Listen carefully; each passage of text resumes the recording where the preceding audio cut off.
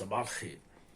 آه، حكاية على السريع كده وببساطة. آه، عندي صديقة مخرجة كبيرة، مخرجة مسرحية كبيرة، بتعيش في أحد الدول الخليجية، دول الثراء الغير مبرر يعني.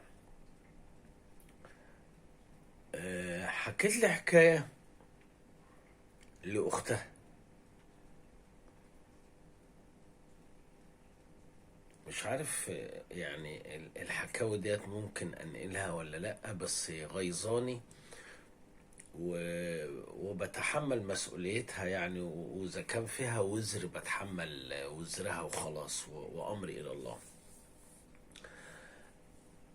عندها اخت جميلة، هي جميلة اختها. وبعدين زميلها في الشغل قال لها عايزك تخطبي لي فلانة، ففلانة مرضتش بيه. فقال لها طب ما تتجوزين، هو اكبر منها بحوالي بتاع زي ما بتقول لي حوالي 17 سنة. يعني سن حتى او مسافة، حتى لو في حب ووحوحة ونحوحة فبعد، باختصار شديد يعني، بعد ما اتجوزها، زقها انها تروح تشتغل في دولة من الدول اللي هي ظهر عليها الثراء السريع، زي كده حكاية المصريين بعد الانفتاح الاقتصادي. في ناس كتيرة منهم زي أغنياء الحرب كده ظهر عليهم الثراء السريع والفلوس الكتير. ثقافة بالظبط كده، زي أي حاجة بتظهر أعراضها فجأة، زي الحامل اللي بتظهر عليها الأعراض فجأة. ثقافة زي واحد جربان بتظهر عليه حاجة، برضو ثقافة انه ازاي بيعالج الجرب ده. واحد عنده تلعثم، واحد عنده تخلف، واحد عنده اي حاجة. الحاجات دي كلها اكتشافها بدري بتحمي. المهم اختنا الجميلة ديت راحت تشتغل، وبعدين إذ فجأة نزلت جوزها.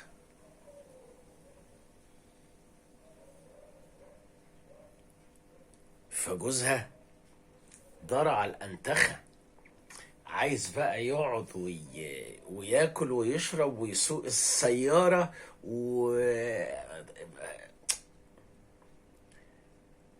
فبدأت ترفع عليه قضية خلع.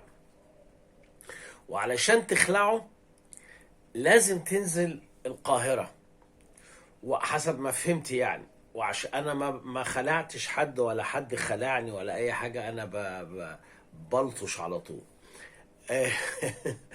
فلما هي عايزة تتخلص منه، فهو خد عيل وقلب العيل ده على امه.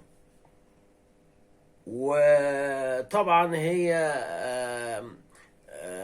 بدأت تظهر عليها أعراض الأمومة والعياط المستمر والكذا. طيب وانت متجوزاه ليه من الأول؟ بتحبه. طب والحب ده راح فين؟ ده كلوا الفار اللي كان بياكل سفى السمكة، اللي القطة مسكت ديله وقامت مخربشة ايده. اي كلام، اي كلام في اي حاجة. طيب الست دي بقى هتفضل مطرودة بره في بلاد النفط، ولا هتنزل القاهرة ترفع الخلع؟ لا، هو قال لك بقى، هو بقى قاعد مستنيها. وبعدين المعادل الموضوعي للأزمة انه مشنع عليها انها بتاعت رجاله وماشيه مع رجاله وبتعمل كذا وبتعمل كذا. طيب واحده بالمواصفات ديت انت عايز تخليها على ذمتك تعمل ايه؟ فيقول لها ايه؟ طب بس جيبيني تاني وانا هبقى كويس طب احنا هنصلح الكارثه اللي انت عملتها ديت وانت بتقول عليها انها بتاعت رجاله. طب انت لما تروح تقعد بقى طلعك النفط هتبقى كويسة.